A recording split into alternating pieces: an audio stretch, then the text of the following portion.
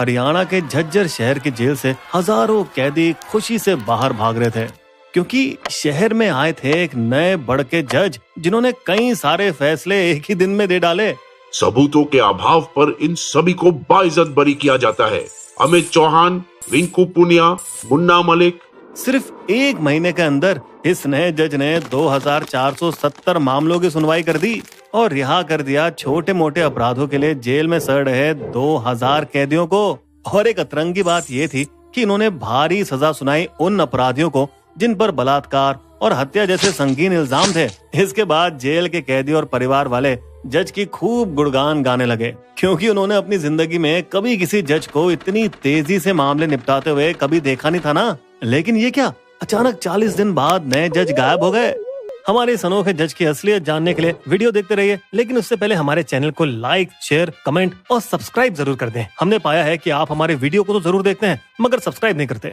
मिलिए धनी राम मित्तल से, हरियाणा के भिवानी शहर में रहने वाला एक मेहनती और महत्वाकांक्षी लड़का जो 1964 में रोहतक के कॉलेज से ग्रेजुएशन करके कई सारी परीक्षाओं के लिए बैठा था, लेकिन जैसा अक्सर होता है वो बेचारे एक भी पास नहीं कर पाया। तो उसने मान लिया कि जिंदगी में सीधे रास्ते से वो कुछ घंटा उखाड़ पाएगा।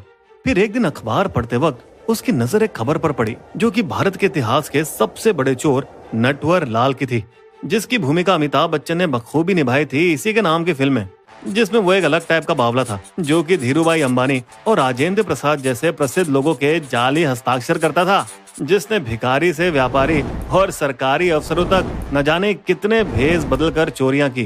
ताजमहल, राष्ट्रपति भवन और यहाँ तक कि लाल किले बेचने का झांसा देकर विदेशी पर्यटकों को ठगा। इस नटवर लाल की कहानी पर जनता हंसती होगी, लेकिन धनीराम उसे अपना गुरु मानता था। उसने तय कर लिया कि वो ग्राफोलॉजी के सब्जेक्ट में डिप्लोमा कोर्स करके हैंड राइटिंग एनालिसिस में महारत हासिल करेगा। और फिर उसने इस कोर्स में सरकारी परीक्षाओं से भी ज्यादा जोश के साथ पढ़ाई की। डिप्लोमा पूरा करने के बाद उसने अपनी पढ़ाई का इस्तेमाल जाली दस्तावेज और हस्ताक्षर बनाने में किया। शहर के आरटीओ के बाहर घूम रहे दलालों से प्रेरणा लेकर वो फर्जी दस्तावेजों पर ड्राइविंग लाइसेंस जारी करवाने लगा, पर जल्द ही ऊब गया और फिर वो अपनी इस कलाकारी का इस्तेमाल और बड़े कारनामों में करने की साजिश रचने लगा। जालसाजी की मिठास चखने के बाद उसने अपनी पढ़ाई के फर्जी प्रमाण पत्र बनाए और भारतीय रेलवे में सीनियर पद की नौकरी के लिए अप्लाई किया और 1968 में स्टेशन मास्टर बन गया। फिर उसने अपने पद का फायदा उठाकर रेलवे प्रॉपर्टी और पैसा चुराया। 6 सालों तक स्टेशन मास्टर बने रहने के बाद हमारे धनीराम फिर से उब गए और 1974 में उन्होंने ये नौकरी छोड़ दी। एक बार अपनी दिल्ली की यात्रा के दौरान धनीराम ने वहाँ की सड़कों पर उस जमाने की कुछ खूबसूरत कारें देखी और उसका शातिर दिमाग फिर से दौड़ने लगा। अब मजा आएगा इन्हें चुराने में। उसके चोरी के तरीका आसान थे। चोरी हमेशा उजाले में करो जब किसी को चोरी का डर नहीं होता। छुपने की कोशिश मत करो, समझो ये तुम्हारी ही कार है। आत्मविश्वास और रफ्तार से करो। जैसे कि एक दिन वो मास्टर की से एम्बेसडर कार का लॉक खोल रहा था तो उस इलाके के एक बंदे ने उसे देख लिया। ये कार तो मिश्रा जी की है, आप कौन है? मैं कार सर्विसिंग से हूँ सर, मिश्रा साहब ने मुझे इसकी मरम्मत करने को बोला है। अधिकतर वो कार के मालिक को भनक लगने और पुलिस के आने से पहले ही रफू चक्कर हो जाता। साहब मेरी मारुति 800 पार्किंग लॉट से चोरी हो गई। लेकिन हर बार उसकी किस्मत अच्छी नहीं होती। यही है मेरी कार। वो इतनी बार गिरफ्तार हो चुका था कि उसने जेल में कई दोस्त बना लिए थे। अरे स्वागत है धनी भाई, आइए अपना ही घर समझिए। अरे बहुत याद आ रही थी तुम लोगों की यार, इसलिए चला आया। लेकिन जेल के चक्करों से वो डरा नहीं और अब तो कार की चोरी उसके लिए बाएं हाथ का खेल हो गई थी। और भले ही उसके पास अच्छे वकील हायर करने के पैसे थे जो उसे जमानत दिलाते, मगर उसे फिर भी जेल से भागने में ज्यादा मजा आता। और अपने जेल के कैदी दोस्तों के साथ मिलकर उसने अपनी कार चोरी के धंधे को कई राज्यों में बढ़ाया। अब वो और होशियारी से चोरी करने लगा। पुलिस को चकमा देने के लिए वो चोरी की गई कारों को दूसरे रंग में पेंट कर देता और नंबर प्लेटें बदल देता। अब तो इन इलाकों के हर पुलिस वाले धनीराम को पहचानते थे, इसलिए उसने अब भेष बदलना शुरू कर दिया। आज मैं बबलू चौधरी बनूंगा, आज पिंटू सिंह, आज टन्नू सेठ। हाँ, एक बार पुलिस की पूछताछ के दौरान उसने ये कबूल भी जरूर किया, साहब मैं आदत से मजबूर हूँ, इसका मैं कुछ नहीं कर सकता। एक बार जब पुलिस उसे किसी कार चोरी के मामले में अदालत ले जा रही थी तो उसे जज ने बाहर ही देख लिया और वे खिसिया कर बोले, तुम फिर से आ गए, चलो दोबारा यहाँ दिखना नहीं, बाहर निकलो।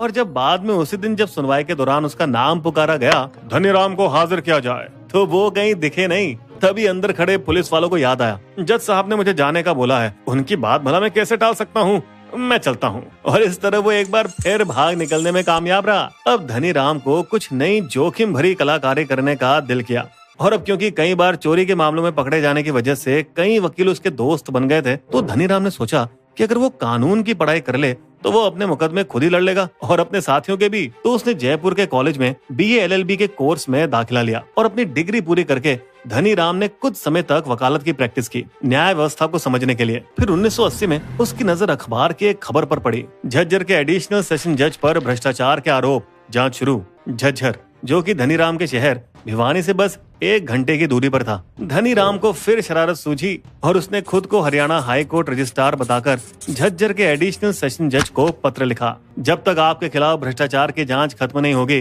तब तक आप छुट्टी पर रहेंगे। आपकी गैर मौजूदगी में दूसरा जज मामले की सुनवाई करेगा। फिर क्या, अगले दिन सज धज के नए जज बनकर हमारे धनीराम भैया ने अदालत में कदम रखा और हाई कोर्ट रजिस्ट्रार का जाली ऑर्डर कोर्ट के इंचार्ज को पकड़ा दिया। कोर्ट इंचार्ज ने सम्मान के साथ उन्हें नए एडिशनल सेशन जज की कुर्सी सौंप दी। फिर इसके बाद के बाद तो आपको पता है, इस नई ताकत का धनीराम ने अच्छा फायदा उठाया और 2000 बेल ऑर्डर पास कर डाले। तमाम ऐसे कैदी जिनको जमानत मिली वो या तो उसके कार चोरी के साथी थे या उसके जेल वाले दोस्त। इस नए जज की तेजी से सुनवाई की प्रशंसा पूरे शहर में चाय पर चर्चा का हिस्सा बन गई और इस जादू की झड़ी से धनीराम ने अपने खिलाफ दर्ज कई सारे मामलों का भी सफाया किया। और फिर अचानक 40 दिन बाद उसने कोर्ट आना बंद कर दिया। इससे पहले कि पुलिस कुछ समझ पाती कि धनीराम की ही नई करामात थी, ऐसी खुराफात जो पहले कभी किसी ने नहीं की होगी, तब तक तो हमारे भाई साहब हमेशा की तरह गायब हो निकले थे। लेकिन उसे आखिरकार पुलिस ने पकड़ लिया और उन 2000 कैदियों को भी, जिसको उसने जज बनकर जमानत दी थी। बहरहाल इस घटना ने उसे भारत के सबसे बड़े ठगों में से एक बना दिया और उसे सुपर नटवर लाल, भेस बदलने का मास्टर और इंडियन चार्ल्स शोभराज जैसी उपाधियां मिलने लगी।